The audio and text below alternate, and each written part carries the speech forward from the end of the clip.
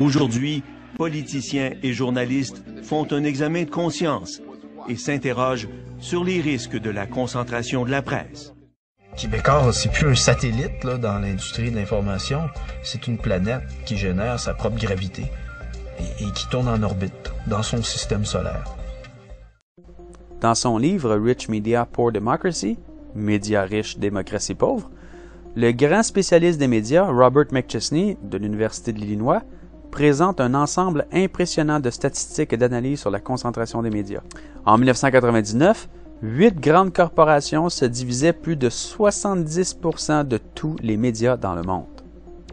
Aujourd'hui, il n'y en a plus que 5, et les 70 approchent des 90 à grands pas.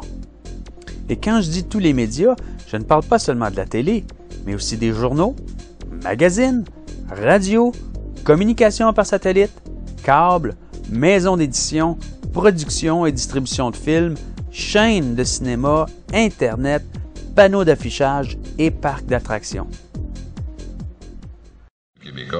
Le gouvernement du Parti québécois est quand même mal à l'aise dès le début. En commission parlementaire, on se demande si on n'est pas en train de créer un monstre médiatique. Il y a quelqu'un qui me disait, quand on possède le tuyau, on a tendance à en contrôler le jet. Vous parlez de convergence, votre convergence est énorme. Vous pouvez faire et défaire les carrières artistiques et journalistiques. Un peu comme on l'a vu récemment dans un reportage de RDI sur Québécois, on ne saurait exagérer l'importance de cette concentration et l'influence que ces quelques entreprises colossales exercent sur nos dirigeants et la politique partout dans le monde.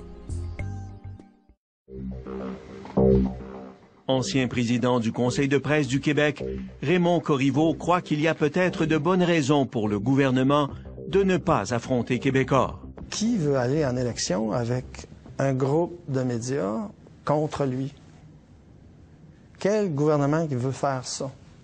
Quand on a 30% de l'écoute, quand on a un puissant pouvoir d'influence, il n'y a pas grand monde qui veut faire ça.